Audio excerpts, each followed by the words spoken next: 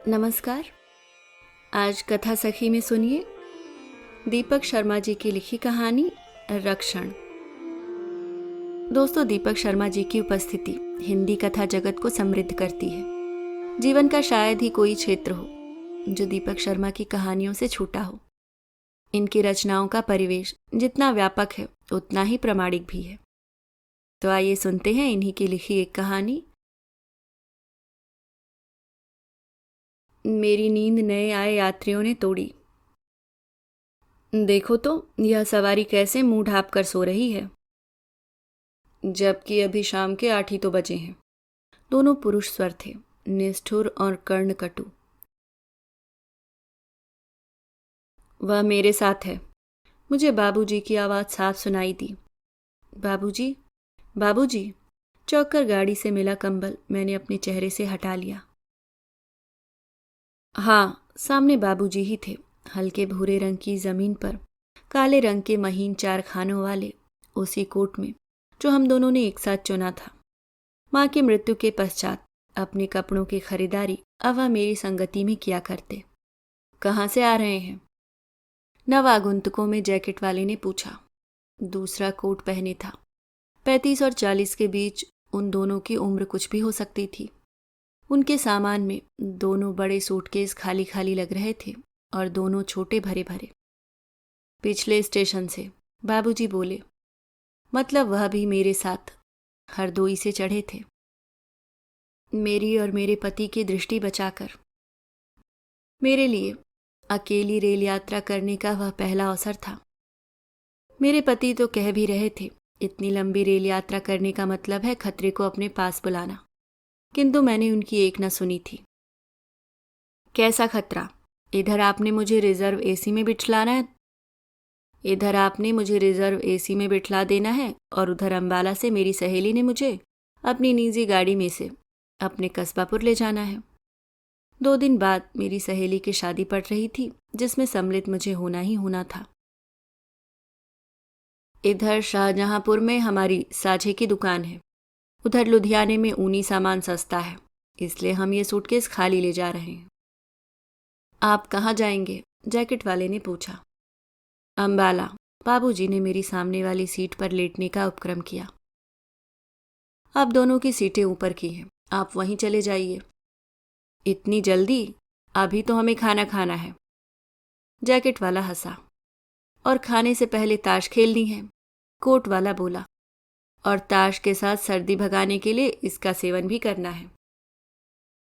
वातानुकूलित 4 सीटों वाले उस कोच के विभाजन के पर्दे खींचकर अपने सामान में से उसने ताश और कोई एक बोतल उठा ली। हाँ हाँ, जैकेट वाले ने उत्साह दिखाया और कोच की मेज पर रखी थर्मस में से 2 प्लास्टिक के ग्लास निकाले और उनमें पानी उड़ेलने लगा। तुम अपना सो लो। बाबूजी ने मेरी तरफ देखते हुए उनके बैठने की जगह बनाई। बाबूजी से बात करने का लोभ टालना मेरे लिए अनिवार्य हो गया। अपरिचितों तथा बेगानों के बीच हम अपनी बातचीत अल्पतम ही रखा करते। सहसा वे सभी प्रसंग मेरे सामने चले आए जब जब बाबूजी मुझे मेरी मौज की लहर के दौरान अचानक कहीं भी दिखाई दे जाते। किसी रेस्तरां में सहेलियों के साथ खाना खाते हुए मैं अकस्मात देखती वह भी उसी रेस्तरां में उपस्थित हैं, चाय या कॉफी के अपने प्याले के साथ। अपने साथ वह सदैव अल्पव्ययी रहे, या फिर मैं कहीं पिकनिक मना रही होती और बिना किसी चेतावनी के वह मेरे सामने प्रकट हो लेते। वह बस का सफ़र तो मुझे भुलाए नहीं भूलता, जब अपनी 2 साथिनियों के साथ एक वाद विवाद में भाग लेने मैं अपने कॉलेज की ओर से अंबाला से चंडीगढ़ जा रही थी और हम तीनों लड़कियां गलत बस में सवार हो ली थीं। हमारी खरीदी टिकटें दूसरी बस की रहीं, मगर वह बस पीछे आ रही है कहकर उस बस कंडक्टर ने जब हमें बस से नीचे उतारना चाहा था तो तत्काल बाबूजी ने उठकर उसे रोक दिया था। लड़कियों को यहीं बैठे रहने दो और 3 नए टिकट काट दो। बाद में लड़कियों ने मुझे लज्जित भी किया था। तुम्हारे बाबूजी तुम्हारे मार्गदर्शन के लिए ही जानबूझकर इस बस में सवार हुए हैं। लेकिन मेरे पूछे जाने पर बाबूजी यही कहते रहे। मात्र संयोग से मुझे भी उसी दिन उसी समय चंडीगढ़ जाना पड़ गया था। गाड़ी किसी स्टेशन पर रुकी। 19 नंबर यही है, पर्दा हटाकर किसी नए कूली ने नए यात्री का सामान बाबूजी की सीट पर ला जमाया। आइए, आप बैठ जाइए, मैं नीचे जा रहा हूं। क्या बाबूजी मुझे छोड़े जा रहे थे? हड़बड़ाकर मैं उठ बैठी। ऊपर की बर्थों से खर्राटों की आवाज नियमित रूप से आ रही थी। वही कोट और वही जैकेट अपनी अपनी खूंटों पर टंगे थे। लेकिन बाबूजी कहाँ गए थे? जहां अपनी नींद में जाने से पहले मैंने उन्हें स्पष्ट देखा था।